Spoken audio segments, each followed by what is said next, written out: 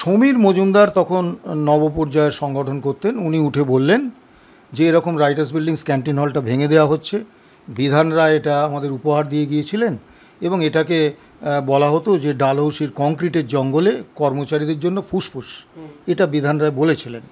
তা সেইটাকে এরকম ভেঙে দেওয়া হচ্ছে, এ কী ব্যাপার? তা তখন মমতা ব্যানার্জি বলে, না না, আপনি ওই সাংবাদিকদের কথা মুখে ঝাল খেলে হবে, এরকম কোনো ঘটনা ঘটছে না। তা বলে সমিতদাকে দাবড়ে বসিয়ে দিলেন।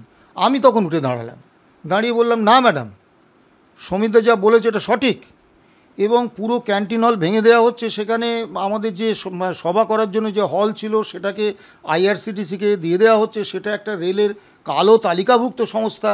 শুধু তাই নয়, সেখানে এতগুলো মানুষ তারা কাজ করে এবং এতগুলো কর্মী, তাদের কর্মসংস্থান শেষ হয়ে যাচ্ছে, আর আপনি বলছেন কিছু হচ্ছে না। ঠিক আছে, আমি দেখে নেব বলে উনি চলে গেলেন। তা আমি খুব স্তম্ভিত হয়ে গেলাম যে একজন মুখ্যমন্ত্রী সরাসরি এরকম মিথ্যে কথা বললেন। তা তারপরেই দেখলাম যে না, আমাদের কোনো বক্তব্য শুনলেন না, এবং বাম আমলে যাদেরকে বিভিন্ন রেড লাইট এরিয়ায় অল্প বয়সী মেয়েদের বিক্রি করে দেওয়া হতো, সেই রকম মেয়েদের পুলিশ উদ্ধার করে আনলে তাদেরকে ওই লালবাজারের মধ্যে একটা ক্যান্টিন করে দেওয়া হয়েছিল। সেই ক্যান্টিনে দুটো কারণে করা হয়েছিল। একটা হচ্ছে তারা সমাজের মূল স্রোতে ফিরতে পারবে, তার জন্য তো কিছু আয় দরকার। এখন লালবাজারের মধ্যে পুলিশ কর্মীদের মধ্যে তারা সুরক্ষিত থাকবেন এবং ওই ক্যান্টিন চালিয়ে তাদের একটা আয় হবে, সম্মানজনক আয়।